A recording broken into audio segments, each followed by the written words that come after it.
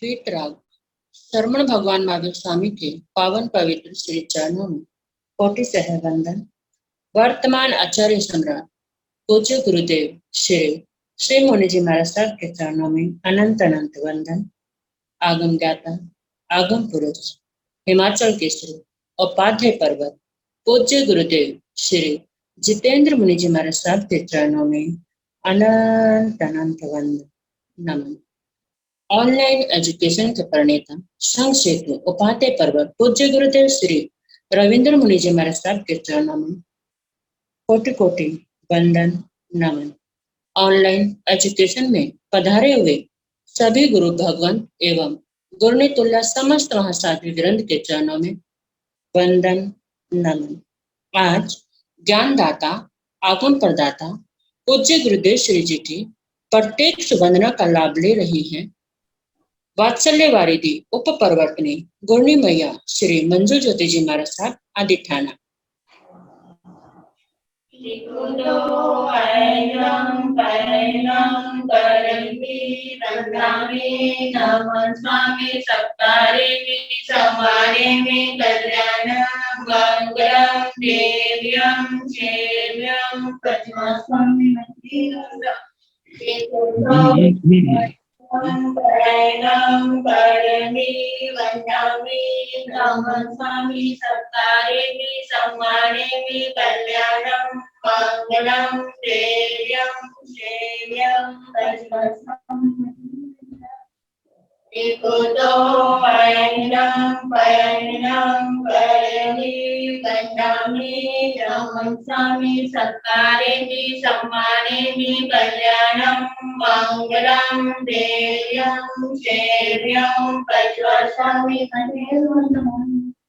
सुख साता जी सबको साता है।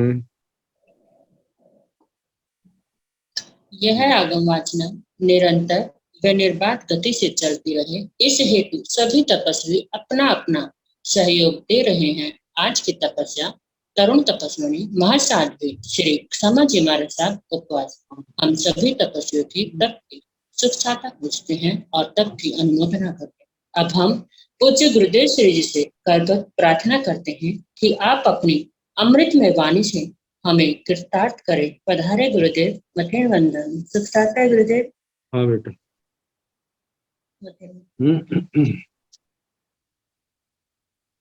नमो अरिहंताण नमो सिद्धाण नमो आर्याण नमो उवधायाण नमो लोये सव साहुण एतो पंच नमोकारो सव पावकण सुनो मंगलानंत संदेशिं परमं हरि मंगलम्। जिन शासन जिन वाणी सदा जयवंत हो, श्रवण संग सदा अविचल मंगल हो।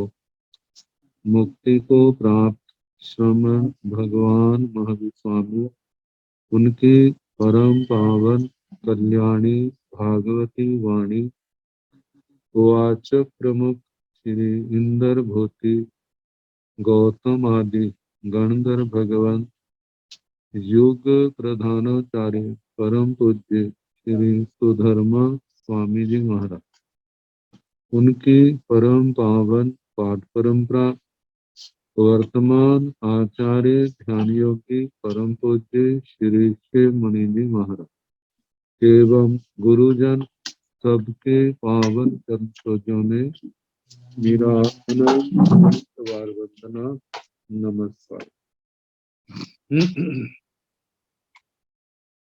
आगम परिषद में विराजमान श्रेष्ठ मुनिराज अन्य मुनिबिंद परम आदरणीय भगवती स्वरूपा महासाध्वी श्री स्थानक सूत्र की वाचना प्रारंभ है। तीसरे स्थान का दूसरा उद्देश्य सुनाया जा रहा। तो इससे पूर्व सुना रहे थे 3 प्रकार के त्रस और 3 प्रकार के स्थावर। इनके संबंध में 2 धारणाएं अपने आगमों में जो प्रचलित है वे आपको सुना दी। तो 2 धारणाओं में एक जगह तो 5 स्थावर आते हैं, पृथ्वी काय से लेके वनस्पति काय तक, और दूसरे जो हैं उसके साथ 2 इंद्रिय से लेके 5 इंद्रिय तक ये सारे त्रस हैं। इसका वर्णन प्रज्ञापन सूत्र में आता है।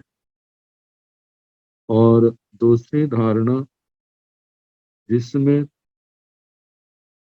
2 इंद्रिय से लेके 5 इंद्रिय तक वे त्रस तो हैं, लेकिन तेजस काय और वायु काय को भी त्रस में दिया, ये गति की दृष्टि से।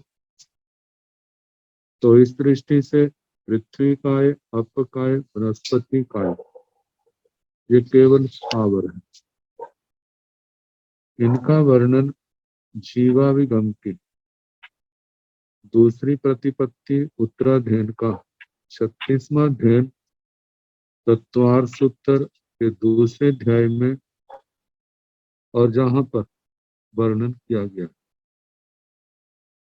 अब इसके आगे समय, प्रदेश और परमाणु तो अछेजा पणता तन जहा समय पदेशे परमाणु एवं भेजा अदच्छा अगिच्छा अनड्ढा अमज्झा अपैसा तो अदिभाइमा पणता तंजह समय पैसे परमाणु बताया है। तो अछेजा पणता तो 3 अछेजा अछेद्या जिनका छेदन नहीं किया जा सकता।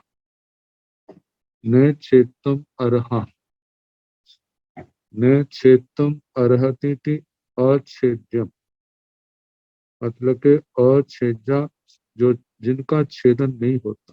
तंजहा जैसे मतलब छेदन नहीं होता, तीखे से तीखा शस्त्र भी जिनका छेदन नहीं कर सकता, जिनको 2 हिस्सों में नहीं बांट सकता। जहां तक कहा है कि केवली भगवान भी उनके 2 अंशों की, उनके छेदन की कल्पना नहीं कर सकते, क्योंकि उसके है ही नहीं। जिसका छेदन हो उसी का छेदन किया जाता है। तो बताए वो 3 कौन से हैं। तंजहा जैसे समय, समय काल का सबसे छोटे से छोटा अंश, कहा कि वह अंश जिसके आगे टुकड़े नहीं किए जा सकते। और संख्याक समयों की ग्रुप का समूह का नाम आवलिका है। तो बताया है समय का छेदन नहीं, इसको 2 हिस्सों में नहीं बांटा जा सकता। दूसरा बताया है प्रदेशे प्रदेश।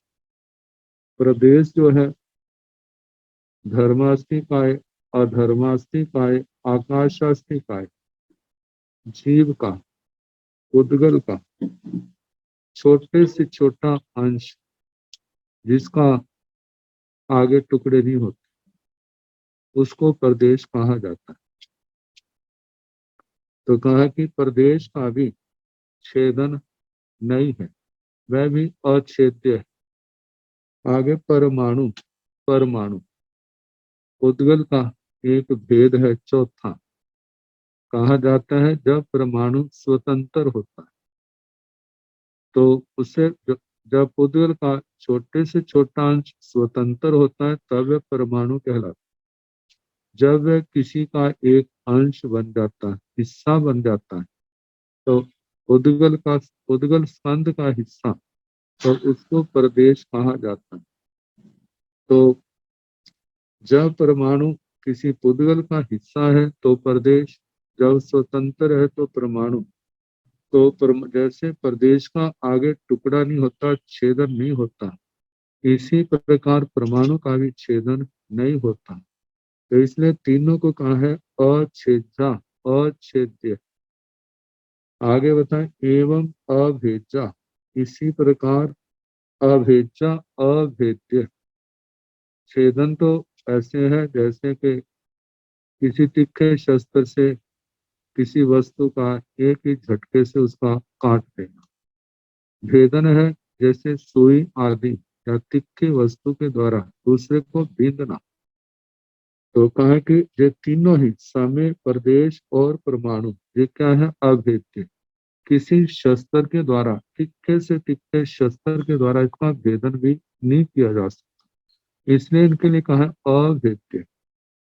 आगे बताया है अडज्झा, अदाह्य, मतलब इनको जलाया भी नहीं जा सकता, इतने सूक्ष्म अंश है, इनके ऊपर अग्नि का भी कोई प्रभाव नहीं है।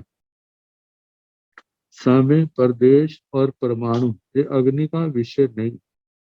अगिज्झा, अग्राह्य, इनको ग्रहण भी नहीं किया जा सकता, उनका किसी भी बाह्य साधनों के द्वारा ग्रहण नहीं किया जा सकता, अतः वे अग्राही, मतलब इंद्रियों के द्वारा हम ग्रहण करना चाहें।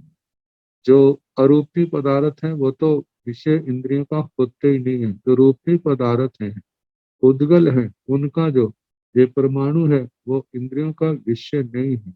ऐसे दूसरे समय, प्रदेश जो है हम इसको ग्रहण करना चाहें, जैसे स्थूल चीज को हम हाथ आदि के द्वारा पकड़ लेते हैं, ग्रहण कर लेते हैं, वैसे इनको ग्रहण करना चाहें तो ये संभव नहीं है, इसलिए कहा अविद्या, अग्राह्य है। आगे अनड्ढा, ये तीनों ही क्या है? अनर्थ, इनका आधा आधा हिस्सा भी नहीं होता।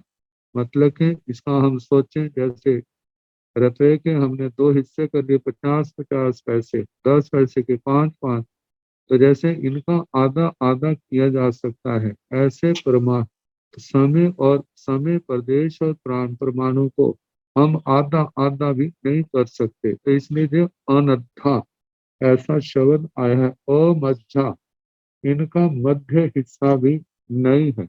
परमाणु, समय, प्रदेश, परमाणु ये क्या? अमध्य, इनका मध्य हिस्सा भी नहीं बनता। अपैसा, जे स्वयं प्रदेश रूप है, स्वयं एक अंश है, लेकिन जे प्रदेश अपैसा, ये किसी के प्रदेश नहीं है, मतलब कि अपैसा जे प्रदेश नहीं है, कहा निरवयव, मतलब ऐसा अंश जिसके ऐसा स्कंद नहीं है जिसके आगे हिस्से हो, तो इनके अंश भी नहीं है। जो स्वयं अंश रूप है लेकिन किसी स्कंद के अंश नहीं, मतलब कि वैसे तो समय पर समय को हम स्थूल की कल्पना करके उसको हिस्सा कह सकते हैं, लेकिन स्वयं जहाँ एक है तो वहां पर वो किसी का हिस्सा नहीं है। ऐसे प्रदेश धर्मास्तिकाय, अधर्मास्तिकाय के प्रदेश होते हैं, लेकिन जहाँ पर एक प्रदेश है तो उस प्रदेश के आगे हिस्से नहीं है, इसलिए कहा कि अपैसा।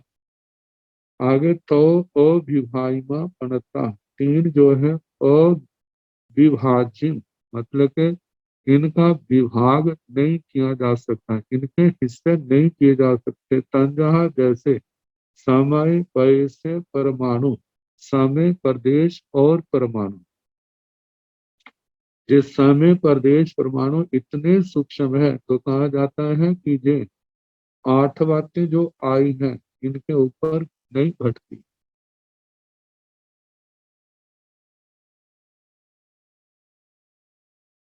कहा जाता है सत्येण सुतिक्षेण विच्छेत्तुम भेत्तुम जंग किरण भेत्तुम च जंग किरण सक्का तंग परमाणु सिद्धा वयंती आय प्रमाणा।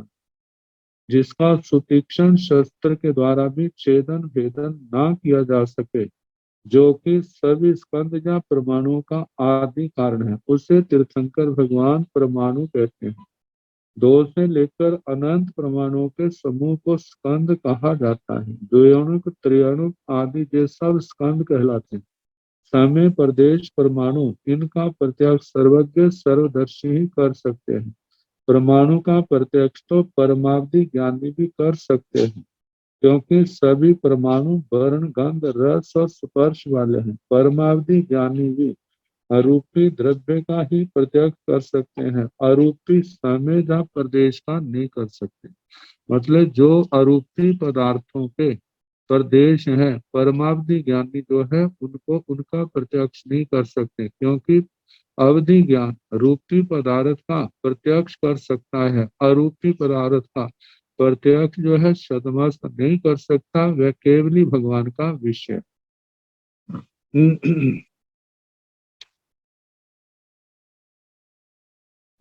अब प्राणियों को भय किससे लगता है?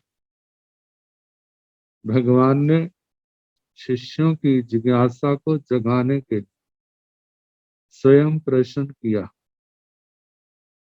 जब शिष्यों ने उसका उत्तर देने में अपने आप को असमर्थ पाया, या ये समझा भगवान कुछ विशेष बताना चाहते, तो हम अपने उत्तर प्रत्युत्तर में न पढ़ के भगवान से ही पूछें, भगवान इस प्रश्न का उत्तर क्या है।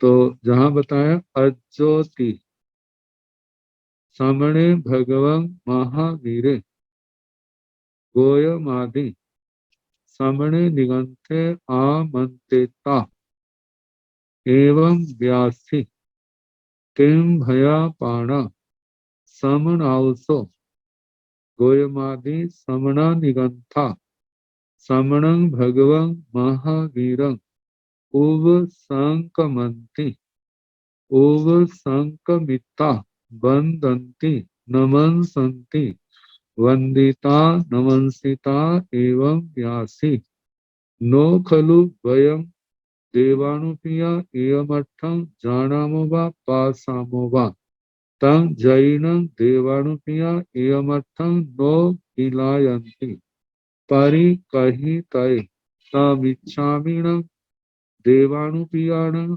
अन्त्ये एवमर्थं जानीतये अज्योति समणे भगवं महावीरे गोयमादि समणे निगंथे आमंतेता एवं व्यासी दुख भयापाना समनाउसो सेण भंते दुखे केण कड़े जीवेण कड़े पमादेन सेण भंते दुखे कहं वे इज्जति अपमायेन।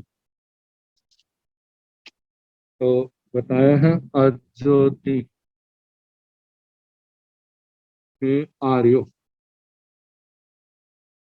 भगवान के द्वारा शिष्यों को संबोधन के आर्यो सामने भगवान महावीर श्रवण भगवान महावीर स्वामी गोयमादि सामने निगंते आमंत्रिता गौतम आदि श्रवण निर्ग्रंथों को आमंत्रिता बुला करके एवं व्यासी इस प्रकार बोले किम भया पाणा समनाउसो ताकि हे श्रवणों हे आयुष्मंतो प्राणियों को भय किससे लगता है। गोयमादि समणा निगंथा समणं भगवं महावीरम उप संकमंती गोयमादि समणा निगंथा गौतम आदि श्रवण निर्ग्रंथ समणं भगवं महावीरम श्रवण भगवान महावीर स्वामी के ओव संकमंती ओव संकमंती मुगमंती पास जाते ओव समकमिता पास जाकर के बंदंती नवंसंती वंदना करते हैं नमस्कार करते। वंदिता नमंसिता एवं व्यासी, वंदना करके नमस्कार करके इस प्रकार बोले। नो खलु वयम देवानुपिया एवमट्ठं जानामो वा पासाम।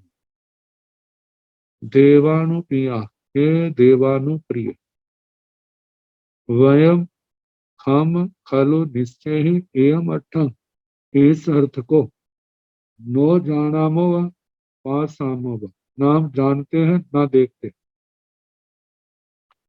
तंग जैन देवानुपिया एवं अट्ठं नो गिलायन, देवानुपिया देवानुप्रिय, जय जदि, तंग उस, एवं अट्ठं मतलब इस अर्थ को, नो गिलायंती परिकहितै, परिकथाई तो कहने में यदि आपसी को कोई ग्लानि ना हो। तमिच्छामण देवानुपियाण अंत्ये एवमट्ठं जानीतै, तंग तो देवानुपियाण अंत्ये, देवानुप्रियों के पास, एवमट्ठं जानीतै इस अर्थ को जानने की, इच्छामो हम इच्छा करते। यदि आप श्री को कोई ग्लानि ना हो तो हम जानना चाहते हैं, आप श्री कृपा करें, किसको प्राणियों को भय किससे लगता। अज्योति हे आर्यो, समणे भगवान महावीरे, श्रमण भगवान महावीर गोयमादि समणे निगंते, गौतमादि श्रमण निरंतों को आमंत्रिता बुलाकर एवं व्यासी इस प्रकार बोले। दुख भया पाणा समणाओ, तो हे आयुष्मन श्रमणों, दुख भया पाणा, पाणा प्राणी, दुख भया दुख से भय वाले, प्राणियों को दुख से डर लगता है। जहां जहां दुख है वहां वहां पर उनको डर लगता है, जहां जहां दुख नहीं है वहां पर डर नहीं लगता। तो दुख से प्राणी भयभीत होते हैं। फिर गौतम स्वामी ने पूछा, सेण भंते दुखे केण कड़े, भंते हे भगवान, सेण दुख, वह दुख, केण कड़े किसके द्वारा किया गया है, किसके द्वारा किया गया है। जीवेण कड़े पमादेण, भगवान ने कहा जीव के द्वारा किया गया। कैसे किया गया है, पमादेण प्रमाद द्वारा। जीव ने संयम के प्रति, तप के प्रति उपेक्षा की, लापरवाही की, उसकी ओर ध्यान नहीं दिया। प्रमाद के कारण 18 पापों का, 18 पापों में से किसी भी पाप कर्म का सेवन किया, उससे उसके कर्म बंधन हुआ। कर्म बंधन अपने अवाधा काल को जब समाप्त करता है तो उसके बाद वो उदय में आता है। कि जब उदय में आता है तो जीव को उसकी संवेदना होती है। तो उस दुख को पैदा किसने किया, इस जीव आत्मा ने। कैसे किया, प्रमाद के कारण। तो सेण भंते दुखे कहम बेइज्जति, हे भगवान, वह दुख किस प्रकार बेइज्जती, बेइज्जती भोगा जाता है, मतलब दूर किया जाता है। भगवान उसको हम किस प्रकार, कैसे वो भोगा जाता है, आगे के लिए कर्म बंद ना हो। तो कहा कि अपमायण, अप्रमाद के द्वारा। हम कोई भी दुख आया है समता से सहन करे, विकारों से प्रभावित ना हो, शांति से कट जाएगा। यदि हम विकारों से, परिस्थितियों से प्रभावित होंगे, राग द्वेष कषाय विकारों के अधीन होंगे, फिर नए कर्म का बंध हो जाएगा। तो कहा जब आत्मा समता से अप्रमत्त रह करके उनको समता से सहन करता है तो वह कर्म कट जाता है और नए कर्म का बंध नहीं होता। तो इसलिए कहा गया है प्रमाद के कारण कर्म का बंध हुआ। और जब आत्मा ने प्रमाद को छोड़ दिया तो फिर उसके बाद कर्म का बंध नहीं होता, भोगा जाता है, नए कर्म का बंध नहीं होता। प्रमाद के भेद एक तो 5 है, मध्य, विषय, कषाय, निद्रा, विकथा।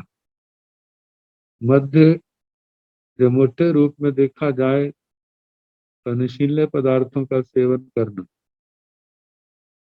और जब हम आगे बढ़ जाते हैं तो जब खाद्य पदार्थ जब हम मर्यादा से ज्यादा लेते हैं और वो भी उंगने आदि का प्रमाद का कारण बन जाता है। दूसरा विषय, इंद्रियों के विषय शब्द, रूप, गंध, रस, स्पर्श, इनका आकर्षण भी आत्मा के धर्म आराधना में अंतराय विघ्न पैदा करता है और नए कर्मबंध का कारण बनता है। कषाय, क्रोध, मान, माया, लोभ, ये भी कर्मबंध का कारण है। निद्रा, ऐसे स्वास्थ्य के लिए प्रामाणिक निद्रा जो है वो तो उपयोग कही जाती, लेकिन आखिर नींद भी तो बाधक ही है। तो हम कह सकते हैं प्रमाण से ज्यादा नींद लेना वो भी दुख का ही कारण है, कर्म बंध का कारण, धर्म आराधना के नुकसान का कारण।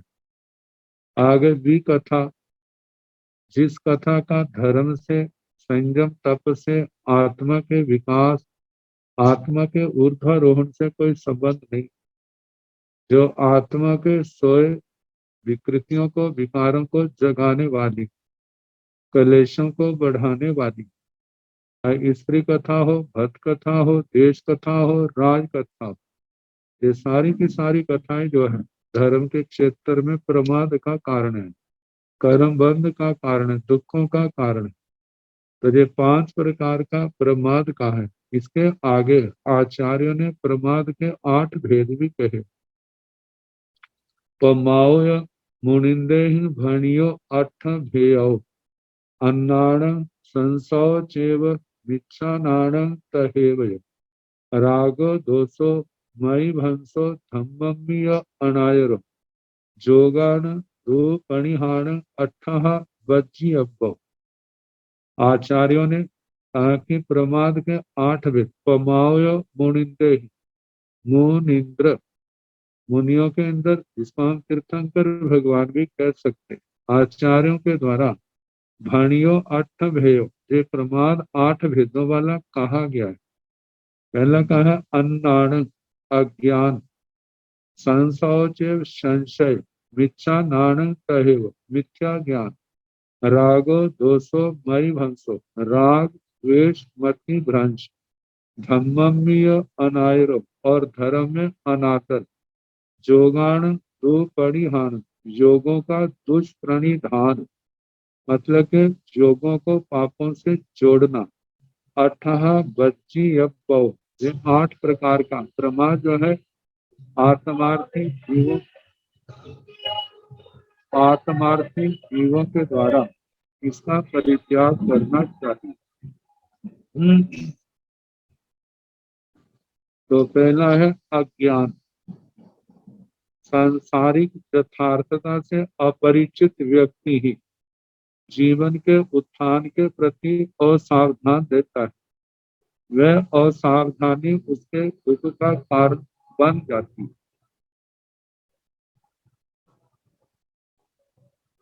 संसार मीठा लगता है जिन जीवों को अज्ञानता के कारण सोचता है जो सुख हम चाहते हैं बड़े आसानी से हमारे को संसार के विषयों से मिल जाता है, फिर हमें तप त्याग करने की क्या जरूरत है। उसको ये नहीं पता ये क्षणिक है, ये नश्वर है, पुण्य के अधीन है। जैसे पुण्य समाप्त होगा ये सारे के सारे सुख नष्ट हो जाए, लेकिन ये बात समझ नहीं आती।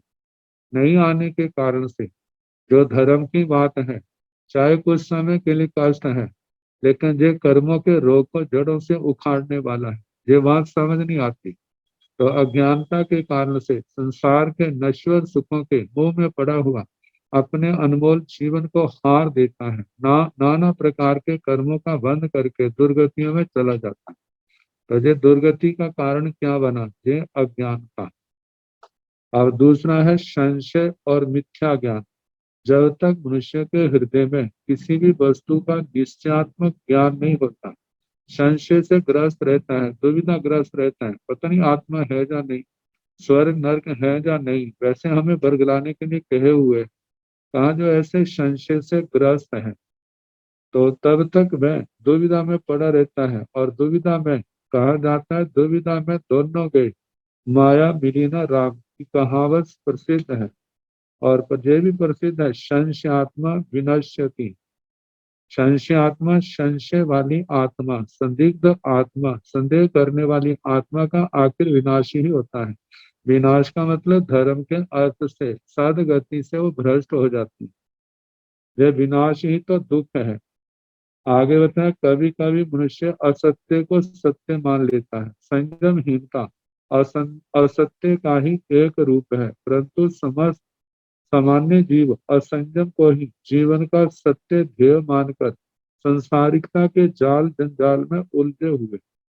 तो मिथ्या ज्ञान, गलत ज्ञान, संशय, दुविधात्मक स्थिति, ये भी क्या है? दुख के कारण, कर्म बंध के कारण है। आगे राग द्वेष। राग आकर्षण है, मोह है एवं आसक्ति है। यह नियम है, यदि एक में राग केंद्रित होता है तो उस राग के बाधक व्यक्तियों एवं वस्तुओं के प्रति द्वेष होता है। राग और द्वेष मनुष्य को पतंग के समान झकझोरे देकर संसारिकता के आकाश में उड़ाते रहते हैं। ये उड़ान ही मनुष्य के दुख का स्रोत है। मतलब ये राग द्वेष ये भी कर्म बंध का कारण है। मति भ्रंश। मति भ्रंश का अर्थ है बुद्धि का विनाश, और यह सिद्धांत है बुद्धि नाशात प्रणश्यति। बुद्धि का नाश ही जीवन के सुख स्रोतों को अवरुद्ध कर देता है, रोक देता है। जब मनुष्य में चिंतन शक्ति ही ना होगी तो वह दुखी ना होगा तो क्या होगा? मतलब मति भ्रंश, जिस समय इंद्रियों के विषयों में फंसा है, कषायों के राग द्वेष के चक्कर में फंसा है, मोह के अधीन है, तो ऐसे जीवों की बुद्धि जो है वो धर्म के क्षेत्र में काम नहीं करती। संसार के पदार्थों में चाहे वो कितना तीक्ष्ण हो, लेकिन धर्म के क्षेत्र में, आत्मार्थ के क्षेत्र में वो धोखा खा जाता है। तो इसलिए कहा बुद्धि से भ्रष्ट होना ये भी प्रमाद है। धर्म में अनादर, कर्तव्य ही धर्म है और कर्तव्य मार्ग का परित्याग ही अधर्म है।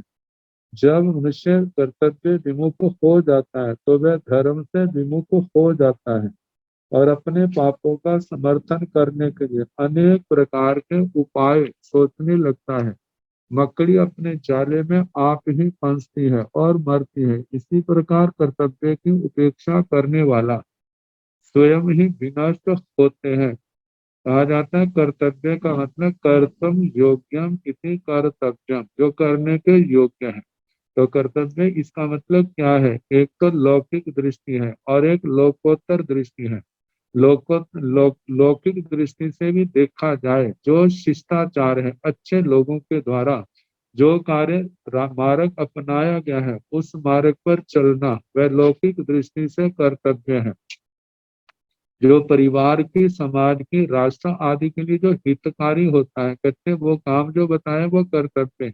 और जो उसके अपने जीवन की, परिवार की, समाज की, राष्ट्र के लिए नुकसानदायक है, वो कर्तव्य नहीं है। ये लोकाचार की दृष्टि से, अध्यात्म दृष्टि से देखा जाए तो यहाँ पर कर्तव्य जो है जिसको करने से आत्मा का हित होता है, तो वह मार्ग कौन सा है? वह संयम और तप है। 17 प्रकार का संयम और 12 प्रकार का तप, ये कर्तव्य। इसका करने से संयम के द्वारा आने वाले कर्मों का बंधन रुक जाता है, कर्मों का आश्रम रुक जाता है, और 12 प्रकार की तपस्या से बंधे हुए कर्म कट जाते हैं। तो इसलिए कहा जाता है, जो कर्म जो कर्तव्य इसकी जो उपेक्षा करता है तो उसका क्या होता है? उसका भी परिणाम दुखदायी संसार भ्रमण ही है, दुर्गतियों में गमन है। लेकिन जो इस लोकोत्तर कर्तव्य के अंदर अपने आप को समर्पित करता है तो वो तो समस्त दुखों से मुक्त हो जाता है।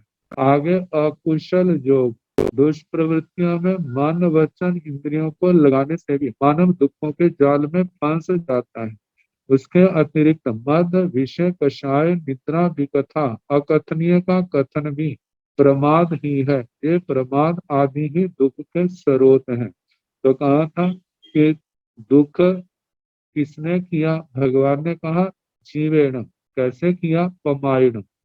जीवेण करे पमायण। प्रमाद के अधीन जब आत्मा हुआ तभी आत्मा ने नाना प्रकार के कर्म किए, बांधे, और उनके परिणाम स्वरूप आत्मा को दुख भोगने पड़े। तो इनको दूर कैसे किया जा सकता है? तो भगवान ने कहा अपमायण, अपमादेण, अप्रमाद से, मतलब प्रमाद का त्याग करने से। तो कहा कि अप्रमाद से दुखों का नाश एवं दुख नाश से मुक्ति, दुख नाश से भय मुक्ति होती है। भय मुक्त ही शुद्ध अहिंसा का पालन कर सकता है, क्योंकि हिंसा वही करता है जो भयभीत है, और उसकी हिंसा पर, उसी की हिंसा पर उतारू हो जाता है जिससे वो भयभीत होता है।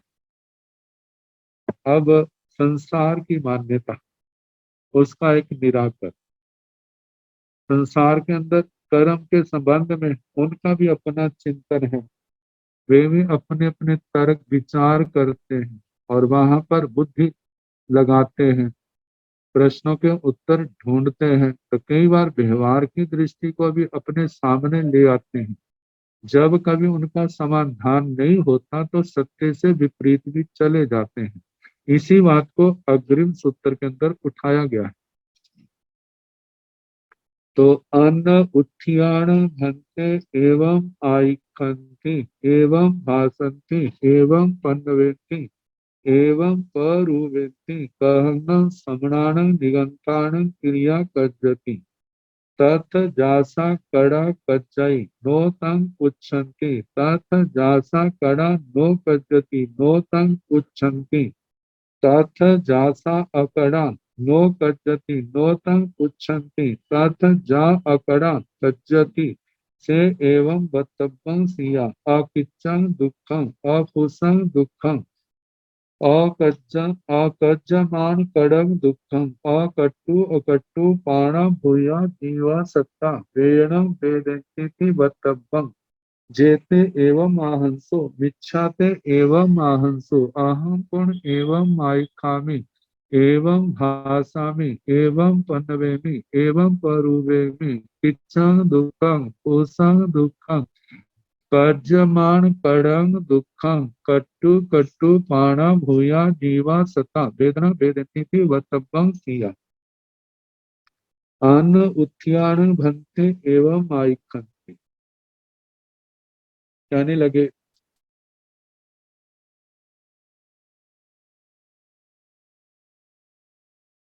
ये किसने पूछा? ऐसा नाम तो नहीं, लेकिन भगवान से पूछा। उसमें हम गौतम आदि, गौतम स्वामी जी को भी ले सकते हैं, किसी अन्य निर्ग्रंथ को भी ले सकते। भंते हे भगवान, अन्न उत्थियान एवं आइख। अन्न उत्थिया, ये अन्य योथिक, अन्य मतावलंबी, अन्य धर्मों को मानने, वो ऐसा कथन करते हैं। एवं भाषण, इस प्रकार भाषण करते हैं। एवं पन्नवेंति, इस प्रकार प्रज्ञापना करते हैं। एवं परुवेंति, इस प्रकार प्ररूपणा करते हैं। कहन समणान निगंथान क्रिया कज्जति। श्रवण निर्ग्रंथों के मत में क्रिया, किया हुआ कर्म, किए हुए कर्म का फल किस प्रकार दुख रूप में भोगते हैं। इसके चार भाग। तथ झांसा कड़ा कच्चई नोतंग उच्छन्ति। तथ झांसा कड़ा, जो क्रिया की गई और उसका कर्म का फल जीव को भोगना पड़ता है। नो तंग उच्छन्ति, हम उसके संबंध में नहीं पूछते। तथ झांसा कड़ा नो कच्चति नो तंग उच्छन्ति, दूसरा विकल्प, जो क्रिया नहीं की जाती है। तथ झांसा कड़ा नो कच्चति, जो क्रिया नहीं की जाती है। नो तथ जा सा कड़ा कच्चाई नोतम पुच्छन्ति।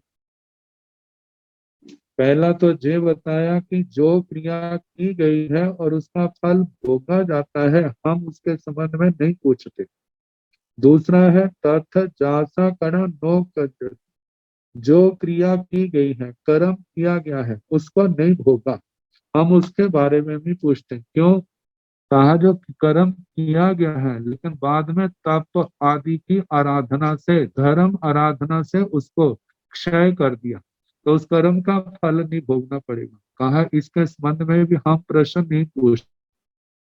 तीसरा विकल्प कहा तथ जासा अकड़ा नो कज्जति नोतम पुच्छन, कहते हैं जो कर्म किया ही नहीं और उसको जब कर्म किया नहीं तो उसका फल भी नहीं भोगा, इसके संबंध में भी हमें कोई आपत्ति नहीं है, हम इसको स्वीकार करते हैं। लेकिन चौथा भंग जो है तथ जा अकड़ा कज्जति से एवं बतब्बं सिया, कई बार ऐसा होता है, अन्य मत के लोग कहने लगे ऐसा होता है अकड़ा, किसी ने कोई कर्म किया नहीं लेकिन फिर भी उसको उसका फल भोगना पड़ता है, हम इसके संबंध में पूछते हैं। से एवं एवं बतब्बं सिया, ऐसा कहना चाहिए। तो जहां पर उन्होंने टीकाकारों ने आचार्य परम पूज्य आचार्य भगवान पूज्य श्री आत्माराम जी महाराज, उन्होंने कहा है कि जैसे उनका तर्क ये है, कोई तपस्वी कोई आत्मा बचपन में ही उसने संन्यास लिया और बड़ी पवित्रता से उसने जीवन जिया, संयम तप जो भी उसकी मर्यादा है, कोई उसने गलत काम नहीं। आखिरी समय ध्यान आदि में वो स्थित थे या कहीं आ रहे थे, कहीं से जा रहे थे और उधर से किसी शिकारी ने किसी हिरण आदि को मारने के लिए बाण चलाया और वे बाण हिरण को ना लग करके उस तपस्वी संत को लग गया। तपस्वी संत को लगने के कारण से उस तपस्वी संत की मृत्यु हो गई। अब वो कहते हैं कि जो लोग कहते हैं कि कर्म करते हैं उनको भोगना पड़ता है, तीन विकल्प के, वो तो ठीक, लेकिन कहा जे तो उसने इस जीवन में कोई कर्म तो कहीं पर किया नहीं, फिर उसको ऐसे क्यों मरना पड़ा। इस बात को देख करके हम ये कह सकते हैं कितनी बार ऐसे कर्म भी होते हैं जो हमने किए नहीं होते लेकिन हमारे को भोगने पड़ते।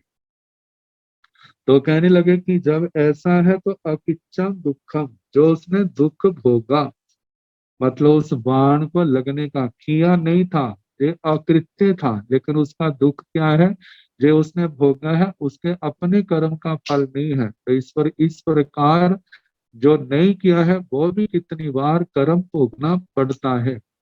दूसरा अफुसंग दुखम, जो कर्म उद्गल आदि के रूप में, संस्कार के रूप में आत्मा के साथ जिसका स्पर्श नहीं हुआ था, वो भी आत्मा को भोगना पड़ा।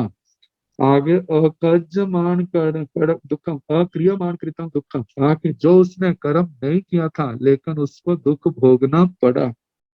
अकट्टु अकट्टु, इस प्रकार कितनी बार कर्म ना करके पाण भूया जीवा सत्ता, प्राण भूत जीव सत्व वेण वेदंती, वेदना वेदते हैं, कर्म का फल भोगते हैं। तीवतब्बं, ऐसा कहना चाहिए।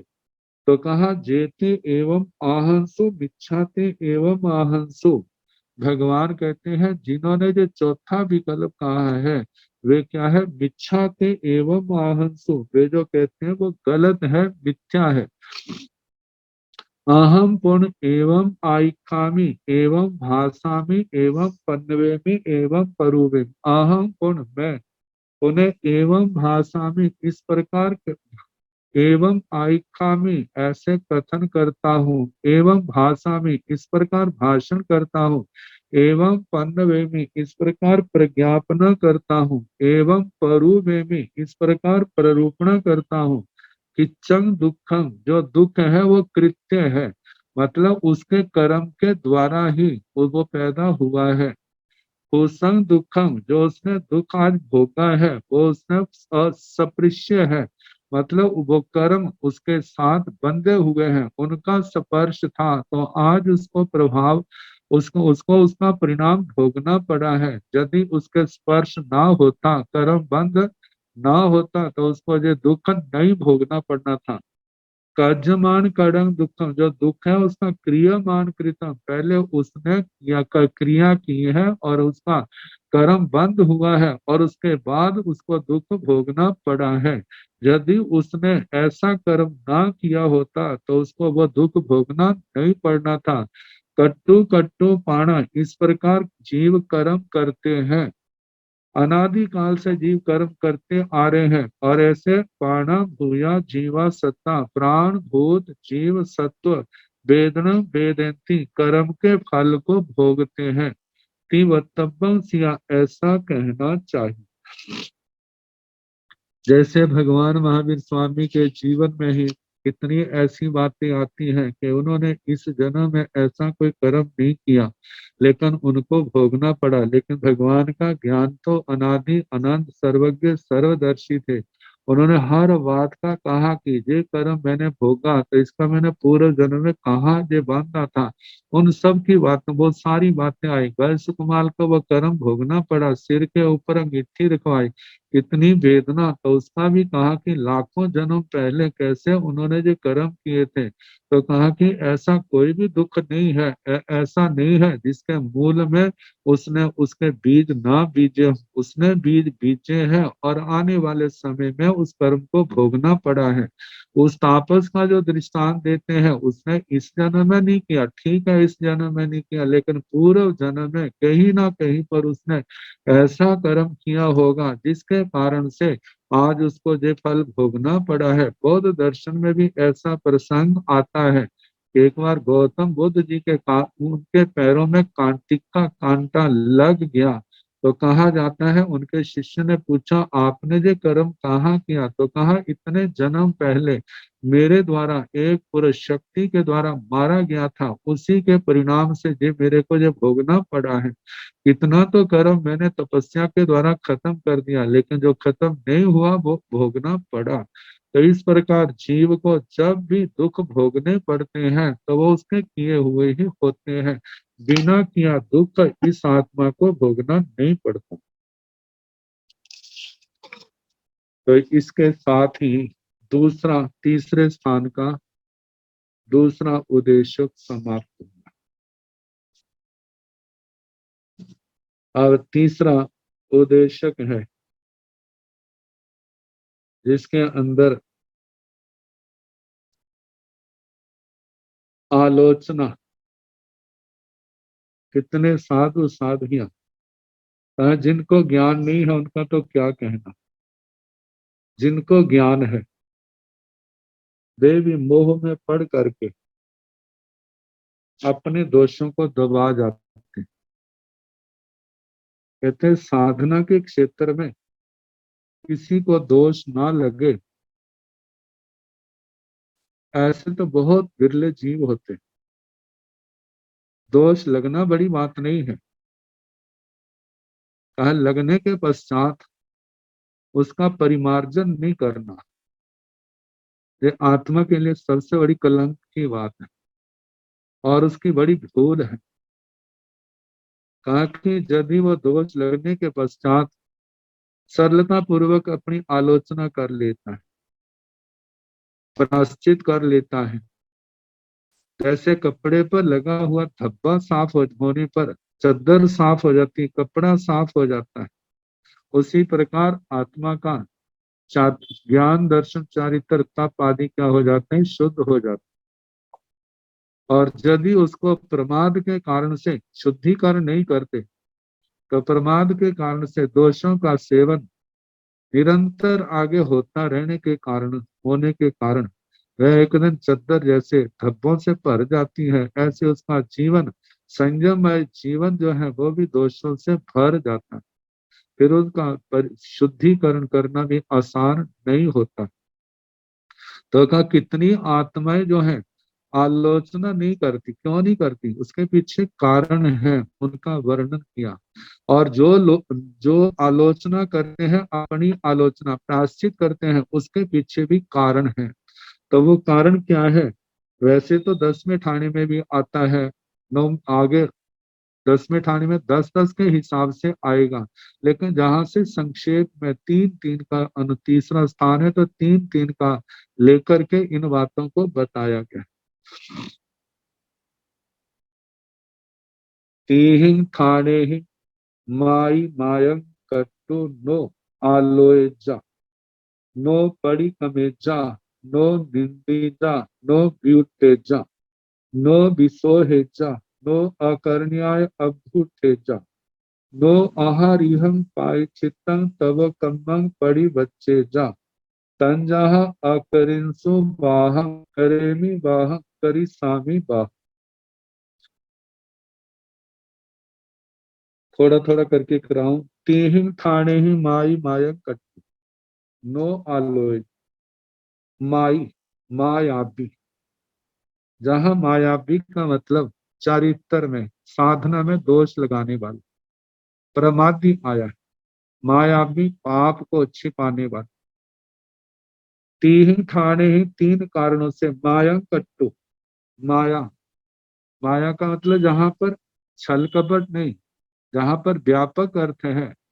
संयम में किसी भी प्रकार का दोष लगाया, तपस्या में दोष लगाया, तो कहा ऐसा दोष लगा करके, प्रमाद का सेवन करके, अकृत्य जो करने योग्य नहीं है ऐसा कार्य करके, कहा उसका कटु कृत्वा करके, नो आलोचा अपनी आलोचना नहीं करता, नो पड़ी कमेजा प्रतिक्रमण नहीं करता, अंतःकरण से अपनी आलोचना नहीं करनी अपने गुरुओं के आगे या अपने वृद्धों के आगे। नो निंदीजा आलोचना नहीं करता, प्रतिक्रमण नहीं करता, उसकी निंदा नहीं करता कि मैंने गलत किया है, मिच्छामी दुक्कड़म कर लूं। नो ब्यूटेजा उससे अपना संबंध नहीं तोड़ता। नो विसोहेजा उसका आलोचना प्रायश्चित के द्वारा उस दोष का शुद्धिकरण नहीं करता। नो अकर्ण्य अभ्युठेजा मैं आगे के लिए नहीं करूंगा, ये दोष का सेवन पुनः नहीं करूंगा, इसके लिए तैयार नहीं होता। नो आहारिहं पायचित्तं तव कम्म परिवज्जेता। आहारिहं नो का मतलब नहीं, आहारिहं जथारह जथा योग्य, जैसा दोष लगा है उसके अनुसार प्रायश्चित करना। आहारिहं जथा योग्य पायचित्तं तव कम प्रायश्चित तब तप तप कर्म, तप कर्म तपस्या कर्म जो कैसा है, पाय चित्तंग आत्मा का शोधन करने वाला है, आत्मा को शुद्ध करने वाला, ऐसा प्रायश्चित रूप तप कर्म का नो परिवज्जेदा वो स्वीकार नहीं करता, उसका आचरण नहीं करता। मानो किसी के कहने से अरे तेने इस दोष का सेवन किया, इतना तेरे को तपस्या करनी पड़ेगी, तो कहा वो तपस्या नहीं करता। तन जहा जैसे क्यों नहीं करता, अकरिंसु वाह मैंने इस पाप कर्म का दोष का सेवन किया, करेमी वाह मैं बर्तन पहले किया अब भी करता हूँ, करिसामी वाह आगे भी करूंगा। अवश्यता है पहले किया अब कर रहा है आगे फिर करूंगा, फिर मेरे को आलोचना करने की क्यों करूं, क्योंकि मैंने छोड़ा तो है नहीं। दूसरी बात कही मैं प्रतिक्रमण क्यों करूं, मैं निंदा क्यों करूं, मैं प्रायश्चित क्यों करूं, जो इस सूत्र में बातें बताई। कितने लोग आज भी ऐसे मिल जाएंगे, लेकिन कहा जाता है बस्तर पहनते हैं मैला हो जाता है तो क्या उसको धोते नहीं है, लेकिन धोते हैं फिर पहनते हैं मैला हो जाता है, क्या उसको धोते नहीं फिर धोते हैं। कब तक धोते हैं, जब तक वो वस्त्र ठीक चल रहा है। इसी प्रकार कहा है कि व्यक्ति की ये इच्छा तो नहीं होती कपड़ा मैला हो, लेकिन पहनते हैं मैला होता है, मैला हो गया है तो उसको साफ कर लेते हैं, फिर वो आगे साफ वस्त्र अच्छा लगता है, जब फिर मैला होता है फिर उसको धो लेते हैं, ऐसा चलता रहता है। तो कहा कितने समय तक वो चलता रहेगा, और यदि वो एक बार पहन लिया सोचा अब धोने का क्या फायदा, फिर पहनूंगा फिर मैला हो जाएगा, फिर पहनूंगा मैला हो जाएगा, और इसलिए उसको धोता ही नहीं है, तो कितनी जल्दी वो कितना भद्दा होगा, कैसे वो गंदा हो जाएगा, रोगों का कारण बनेगा, देखने वाले को भी अच्छा नहीं लगेगा, अपने आप को भी घृणा होगी। लेकिन समय समय पर उसका धोता रहता है तो वो अपने को भी अच्छा लगता है, दूसरे को भी अच्छा लगता है, घृणा का कारण भी नहीं बनता, रोगों का कारण भी नहीं बनता, और ज्यादा से ज्यादा चलता है। इसी प्रकार कहा है कि दोष दोष की मैल लगना कोई बड़ी बात नहीं है, लग गई है तो उसका परिमार्जन कर लो, मानो दोबारा लग गई है तो फिर उसका परिमार्जन कर लो। ऐसे जे है जो कर्म इकट्ठे हुए हैं वो साथ साथ में क्या होते हैं, आत्मा के धुलते जा रहे। अब जैसे साथ साथ धुलते जाएंगे तो आसानी से थोड़े थोड़े प्रायश्चित से शुद्धिकरण हो जाएगा। यदि ऐसा नहीं करेंगे तो जैसे कपड़े कपड़े की मैल कितनी गाढ़ी बन जाती है, चिकनी बन जाती है, फिर बहुत मेहनत करने पर भी वो कपड़ा पूर्ण रूप से साफ नहीं होता। लेकिन मैल पतली है तो थोड़े से प्रयास से वो साफ हो जाता है। ऐसे ही यदि हम लगातार साथ साथ में जैसे दोष लगा उसी के साथ प्रायश्चित कर लिया तो उसका शुद्धिकरण हो गया। फिर दोबारा दोष लगा फिर उसका शुद्धिकरण कर लिया। कहा सारा जीवन ऐसा करते रहते हैं तो वो हमारा प्रायश्चित, वो हमारा शुद्धिकरण निरर्थक नहीं है।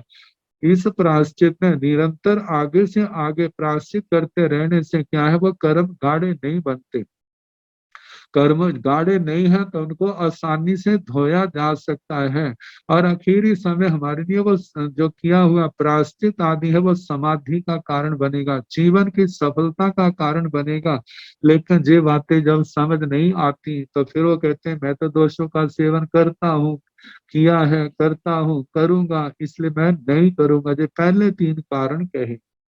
अब इसके आगे अगले तीन कारण और आएंगे तो फिर कल जैसे समय होगा उसके अनुसार कराने का प्रयास किया जाएगा। नमो अरिहंताण, नमो सिद्धाण, नमो आयर्याण, नमो ओवझायाण, नमो लोय संसाहुण, ऐसो पंच नमोकारो सव पावपणासनो, मंगलानंद संवेदिन परम हवै मंगलम। श्री ततारि मंगलम, अरिहंता मंगलम, सिद्धा मंगलम, साहु मंगलम, केवली पुनतो धम्मो मंगलम। चतारि लोकोत्तम, अरिहंता लोकोत्तम, सिद्धा लोकोत्तम, साहु लोकोत्तम, केवली पुनतो धम्मो लोकोत्तम। चतारि शरणं प्रवज्जामि, अरिहन्ते शरणं प्रवज्जामि, सिद्धे शरणं प्रवज्जामि, साहो शरणं प्रवज्जामि, केवली पुनतं धम्मं शरणं प्रवज्जामि। चार शरण सुख करने, दुख करने, मंगल करने और शरणा नहीं कोय, जो भव प्राणी आश्रय क्षय। सबको यथा योग्य वंदना, सुख सत।